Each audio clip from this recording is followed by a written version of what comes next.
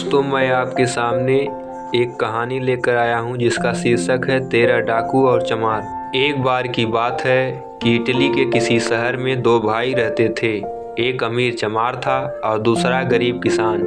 एक बार वह किसान अपने खेत से वापस लौट रहा था कि उसने 13 आदमी एक ओक के पेड़ के नीचे देखे। हर एक के पास बहुत ही भयानक चाकू थे जो किसी को भी डराने के लिए काफी थे। वे चाकू देखकर किसान ने सोचा कि लगता है ये तो डाकू हैं, तो वह वहीं छिप गया। वह डर गया था कि वे डाकू कहीं उसे मार न दें। उसने देखा कि वे सब उस ओक के पेड़ के पास गए। फिर उसने उनके सरदार को कहते सुना, खुल जा ओक। सुनकर उस ओक के पेड़ ने एक जम्हाई ली और वहां एक दरवाजा खुल गया। एक एक करके सारे डाकू उस दरवाजे के अंदर चले गए। वह किसान अपनी छिपने की जगह से सब देखता रहा। कुछ देर बाद वे डाकू एक एक करके वहां से बाहर निकल आए। उनका सरदार सबसे बाद में बाहर आया।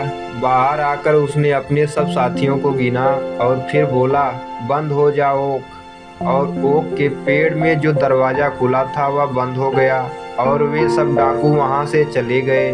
जब वे डाकू चले गए तो किसान ने खुद उस दरवाजे के अंदर जाने का फैसला किया। वह पेड़ तक गया और बोला, खुल जाओ। तो उस पेड़ ने पहले की तरह से जम्हाई ली और फिर वहां एक दरवाजा खुल गया और वह उसके अंदर चला गया। अंदर जाकर उसको सीढ़ियां दिखाई दी तो वह उन सीढ़ियों से नीचे चला गया। नीचे उतरने पर वह एक गुफा में पहुंच गया। वहां जाकर उसने जो कुछ देखा उससे तो उसका मुंह आश्चर्य से खुला का खुला रह गया। वहां खजाने के 13 ढेर लगे पड़े थे और वे सभी नीचे फर्श से लेकर ऊपर छत तक जा रहे थे। वहाँ कई ढेर सोने के थे, कई ढेर हीरों के थे और कई ढेर नेपोलियंस के थे। किसान तो बहुत देर तक उनको घूरता ही रह गया। उसने तो इतना खजाना पहले कभी देखा ही नहीं था। सो उसको तो वह सब देखने में ही बहुत अच्छा लग रहा था। जब वह उनको अच्छी तरह से देख चुका तो सबसे पहले उसने उनसे अपनी पोशाक की जेबें भरनी शुरू की। फिर उसने अपनी पैंट की जेबें भरी।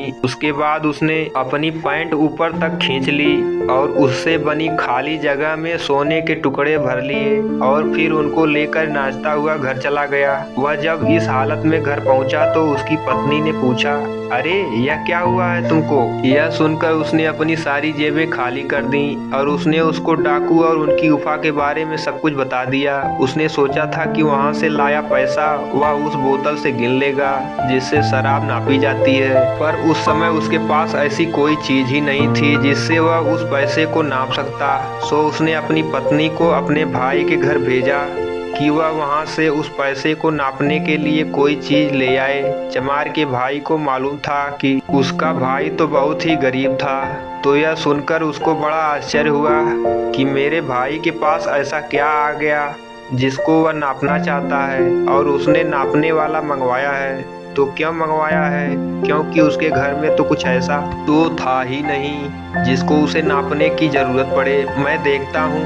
सो उसने क्या किया कि एक बोतल की तली में एक मछली की एक हड्डी चिपका दी ताकि वह जो चीज भी उससे नापे उसमें से उसका कुछ हिस्सा उससे चिपक जाए और वह यह जान जाए कि उसने उससे क्या नापा था और वह बोतल उसको दे दी। किसान भाई ने अपना पैसा नापा और वह बोतल अपने चमार भाई को वापस भिजवा दी। किसान भाई ने देखा ही नहीं कि बोतल की तली में उसके भाई ने कुछ चिपकने वाला लगा दिया था जिसमें उसका एक नेपोलियन का सिक्का चिपक गया था।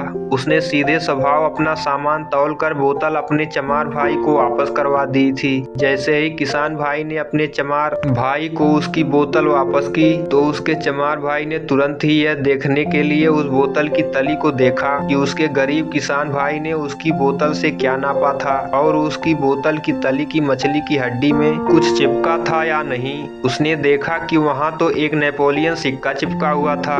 यह देखकर तो उसका चेहरा चमक उठा। अच्छा, तो यह बात है। वह उसी समय अपने भाई के पास भागा गया और उससे कहा, मुझे बताओ यह पैसा तुम्हें किसने दिया। किसान भाई सीधा था, उसने उसे सब कुछ बता दिया। चमार भाई बोला, भाई तुम मुझे भी उस जगह ले चलो ना, मेरे बच्चे हैं पालने पोसने के लिए, इसलिए मुझे पैसे की तुमसे कहीं ज्यादा जरूरत है। किसान भाई राजी हो गया और अपने चमार भाई को 2 गधे और 4 थैलों के साथ लेकर उसी ओक के पेड़ के पास ले चला। वहां जाकर वह बोला, खुल जाओ, और ओक के पेड़ में पहले की तरह एक दरवाजा खुल गया। दोनों भाई नीचे उतरे, दोनों ने अपने अपने थैले भरे और घर वापस आ गए। घर आकर उन दोनों ने वह सामान बांट लिया, सोना, हीरे, नेपोलियन, सभी कुछ। अब उनके पास बहुत पैसा था, सो वे दोनों आराम से रहने लगे। एक दिन उन्होंने आपस में बात की तो किसान भाई बोला, अब तो हम लोग आराम से रह रहे हैं और अगर हमें मरना नहीं है तो हमको अब वहाँ जाने की कोई जरूरत भी नहीं है, हमारे पास काफी पैसा है। हालांकि उस समय तो चमार भाई इस बात पर राजी हो गया कि वह पैसा उनके लिए काफी था, फिर भी वह अपने आप को दोबारा वहाँ जाने से रोक नहीं सका। तो एक दिन वह अपने भाई को बिना बताए अकेला ही वहाँ चला गया। असल में वह इस किस्म का आदमी था कि उसके लिए कभी कोई चीज काफी नहीं थी। इत्तेफाक से जब वह वहाँ पहुँचा तो वे डाकू उस पेड़ के अंदर ही थे। वह उनके वहाँ से निकलने का इंतजार करता रहा। आखिर वे बाहर निकले। उसने उनको गिना तो सही, मगर वह उनको गिनते गिनते उनकी गिनती भूल गया। जब वे सब वहाँ से बाहर निकल गए तो वह उस ओक के पेड़ के अंदर गया। जब उसको अपनी गिनती भूलने की गलती का नतीजा भुगतना पड़ा। उस पेड़ में से 13 की बजाय 12 डाकू ही बाहर निकले थे। इसका मतलब था कि एक डाकू अभी भी उस गुफा के अंदर ही था। असल में हुआ क्या था कि उस दिन जब वे डाकू वहाँ आए तो उन्होंने देखा कि उनका कुछ सामान वहाँ से गायब है। उनको कुछ शक हुआ कि लगता है कि किसी को उनके खजाने का पता मालूम हो गया है। तो वे रोज एक डाकू को वहाँ छोड़ दिया करते थे ताकि वह उस गुफा की रखवाली करता रहे और अगर कोई वहाँ आए तो उसको पकड़ भी ले। उस दिन भी उन्होंने ऐसा ही किया था। सो जैसे ही यह चमार भाई गुफा में घुसा, वहाँ एक डाकू उसके ऊपर कूद पड़ा और उसने उसको काट कर उसके टुकड़े टुकड़े कर दिए। फिर उसने उनको बाहर ले जाकर पेड़ की 2 शाखाओं पर टांग दिया। जब वह चमार भाई बहुत देर तक घर नहीं लौटा तो उसकी पत्नी किसान भाई के पास गई और बोली, भैया मुझे ऐसा लगता है कि उनके साथ कुछ बुरा हो गया है। आपके भाई उस ओक के पेड़ पर गए थे और अभी तक वापस नहीं लौटे हैं। किसान भाई बोला, भाभी आप चिंता न करें, मैं अभी जाकर देखता हूँ। उसने रात होने का इंतजार किया और रात होते ही ओक के पेड़ की तरफ चल दिया। वहाँ जाकर उसने देखा कि ओक के पेड़ की शाखाओं से उसके भाई के शरीर के 4 टुकड़े लटक रहे हैं। वह समझ गया कि उसने भाई के साथ क्या हुआ होगा। उसने उन चारों टुकड़ों को खोला, अपने गधे पर लादा और उनको घर ले आया। चमार की पत्नी और बच्चे तो उसको इस हालत में देखकर रोने चीखने लगे।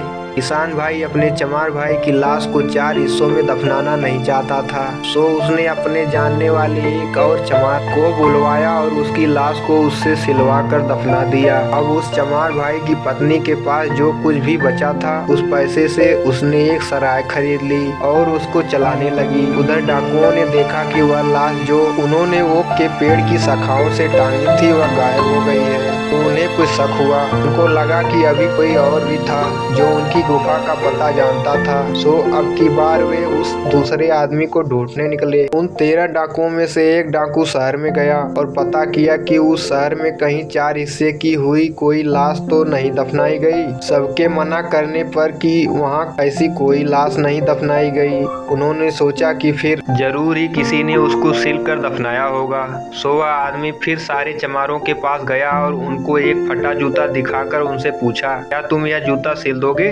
उनमें से एक चमार बोला, क्या तुम मजाक कर रहे हो? मैंने तो एक चमार के पूरे शरीर को सिला है, तो यह जूता मेरे लिए क्या चीज है? डाकू ने पूछा, वह चमार कौन था? वह चमार बोला, वह हमारा एक साथी चमार था, उसके शरीर के किसी ने 4 हिस्से कर दिए थे, मैंने उसी को सिला था। उसकी पत्नी अब एक सराय चलाती है। इस तरह से डाकुओं को पता चल गया कि वह सराय चलाने वाली ही उनकी खजाने की मालकिन थी। डाकुओं ने एक बहुत बड़ा बर्तन लिया और 11 डाकू उस बर्तन के अंदर छिप गए। गए। वह बर्तन उन्होंने एक गाड़ी पर लादा और बाकी 2 डाकू उस गाड़ी को खींच कर ले गए। वे उसी सराय में पहुंचे जिसकी मालकिन उस चमार भाई की पत्नी थी। वहां जाकर उन्होंने उस सराय की मालकिन से पूछा, क्या तू हमारा यह बर्तन कुछ देर के लिए रख लोगी और हमको खाना भी खिला दोगी? सराय की मालकिन बोली, हाँ हाँ क्यों नहीं, आप आराम से बैठे। आकर उसने दोनों गाड़ी खींचने वालों के सामने मैक्रोनी की 2 प्लेटें रख दी। उस चमार की बेटी वहीं पास में खेल रही थी।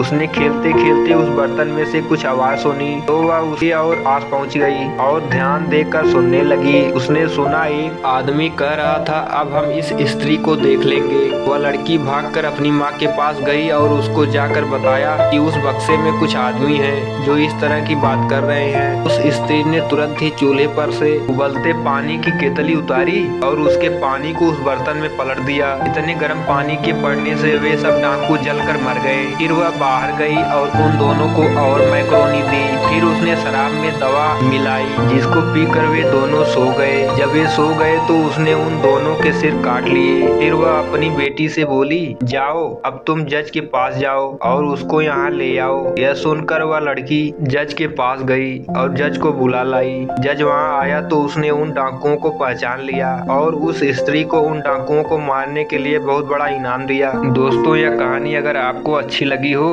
तो like share subscribe and comment जरूर करें।